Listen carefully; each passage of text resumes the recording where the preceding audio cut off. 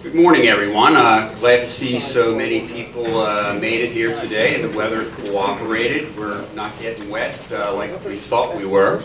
As Rich said, we want to really focus on our sustainability efforts, which have been increasing a lot over the last couple of years. You've seen this slide before. This is an intro for me to talk about the four legs of our stool. Water conservation, flood mitigation and flood management, bay dredging and beach maintenance are what keeps, literally, our island afloat. And this is becoming even more significant and difficult with some of the things that we are going to start to have to do, because they're going to cost a lot of money. And so a rigorous and fundamental financial plan is essential for our success. And why is this? Well, as we're all aware, the ocean continues to rise. You're actually going to see some analytics on that later today. This is not imaginary. The ocean is rising. But additionally, our island is actually sinking for a couple of different reasons. One is just geological, but also you'll hear about the water we're pulling out of our aquifers has something to do with it as well. So as the image up here shows you, we're fighting two different battles here. And the mitigation efforts are costly. And this is why island sustainability impacts everyone. Because you're here because you're a property owner. Property owners pay taxes. This is how we pay for the things that are going to be coming up. And this is not unique to Stone Harbor. In fact, I used to say it's all coastal communities, but if you look at Ida last year, areas were having flooding problems that never had flooding problems before. So the state of New Jersey is paying a lot of attention to this, as are a lot of areas along the Atlantic coast. So this is something that is in front of us. So we're not going to go into any detail on this, but Rich and I put out an impact assessment regarding what this means for financials. So as of the beginning of this year, the general obligation debt within the borough was, in round numbers, about $30 million. Mark is going to talk about a lot of things that are in the flood mitigation plan, many of which have large price tags to them. Now this sits on top of issues that we've had in the past where we have to re-nourish the beaches and we have to dredge the bays.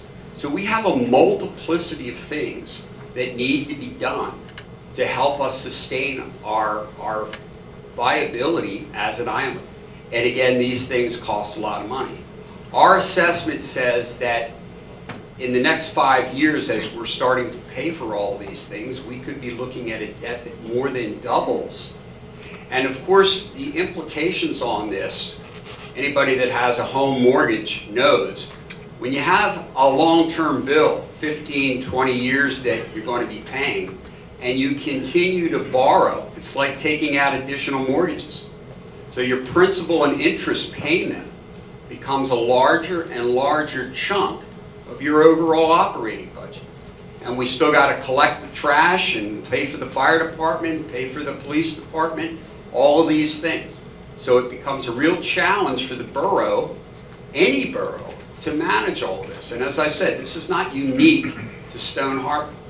For years, we didn't have to worry about this so much. But we've really come to a tipping point for a lot of these, and we're in catch-up mode.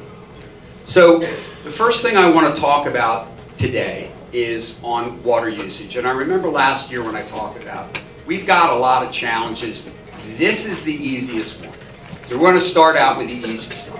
Now, I've gotten questions before about, well, why is this important? I mean, I turn on the tap, the water comes out, it always does. What's the big deal here? I mentioned about the island sinking.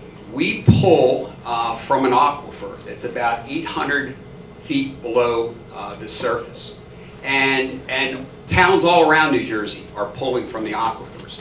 But this contributes to the movement of the island in a negative way. More importantly, most folks probably don't think about it too much, but 96th Street, right where the water tower is, we have water purification there, and also down at the marina. These are pretty much landlocked. The sizes are kind of fixed, and as we use more and more and more water, you need to keep up with it from a treatment vantage point. Expansion not only is costly, but it's challenging when you live in an island that has the square footage prices that we have. Where do you put this? And finally, desalination.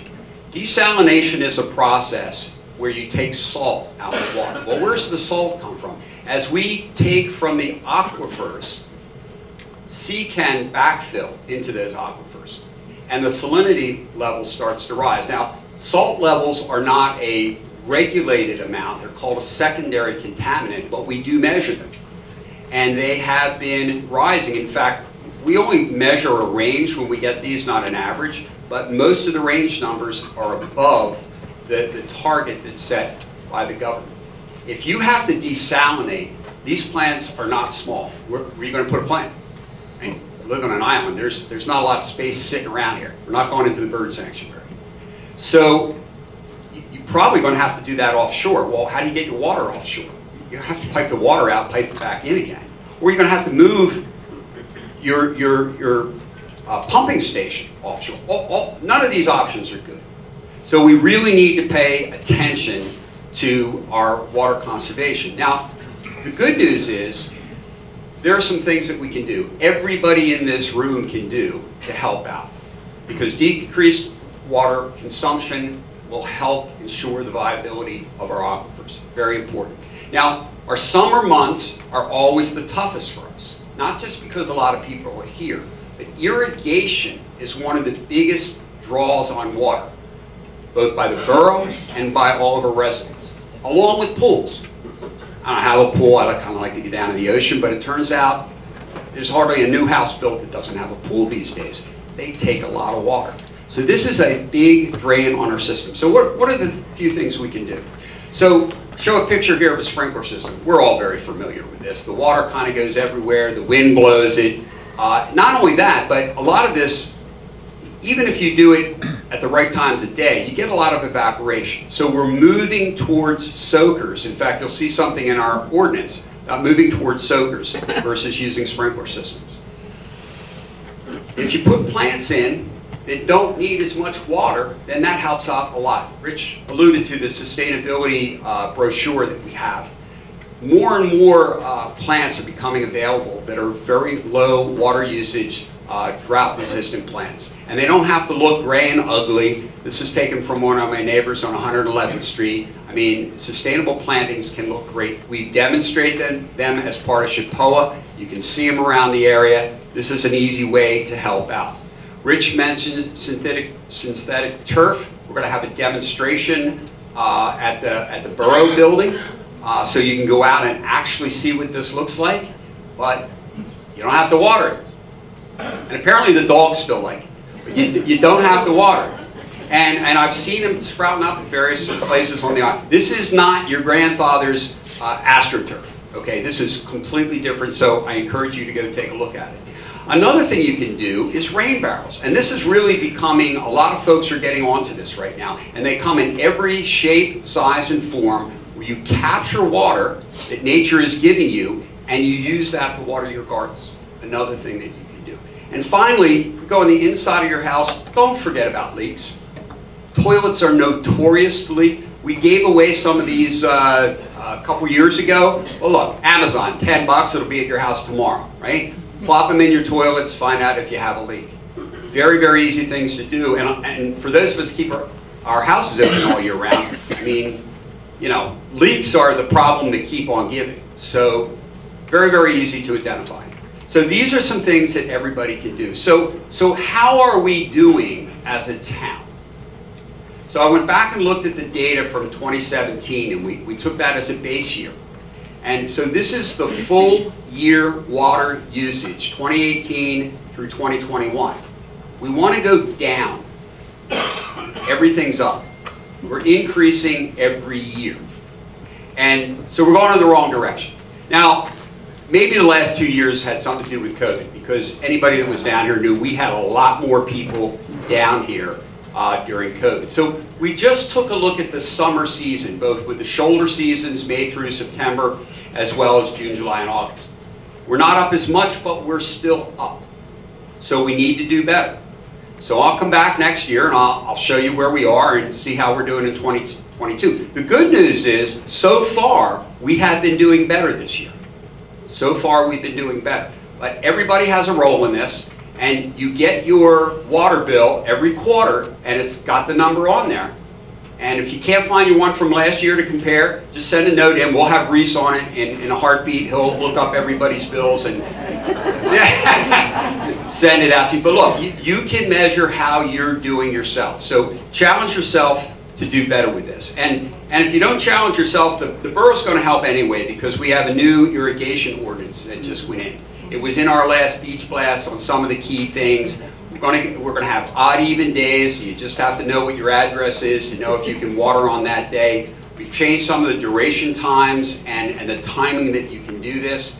And starting in 2023, we're going to be doing away with the strips that go between the sidewalk and the street. We're going to go to soakers instead of sprinklers. So keep that in mind, it's coming. If you have synthetic turf out there, you don't have to worry. If you have pebbles out there, you don't have to worry. If you have sustainable plantings, you don't have to worry. But otherwise, going to soakers, because there's a lot less evaporation and you're not watering the street and the sidewalk, you're putting it in the ground where it needs to go. So we're hoping that everybody is going to help out in this regard, but as I said, this is the easy one, so we all need to do, all of us, me included, a better job.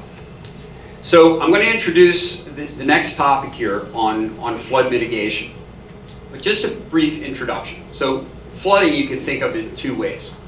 We've got water coming into the island, non-stormwater I'll call it. When water comes over the bulkheads, or, and Mark's going to show you this, our drainage pipes go to the bay. When the tide has come out, remember the ocean and bay is rising, it can backfill into those pipes. You get this clear day flooding, right? We get a full moon high tide and there's water all over the streets. It's coming the wrong direction, and we need to do things to account for that. Additionally, when we do get rain and heavy rains, you always hear on the news about flash floods. Well, we've got to get the water out off the island, and with more and more construction, bigger and bigger homes, we have more and more runoff from bigger roofs, more impervious space where the water's not sinking back into the ground. So this overloads our storm drains, and again, we have problems getting it out. This is another issue that we're going to have to take care of. And I said, the things that we need to do, Mark's going to talk about in a minute, they cost a lot of money. These are not straightforward things. So the borough started working a number of years ago on a master plan, because this is not a one and done. We need a long-term plan, because things are going to get worse, not better, about how we're going to deal with this.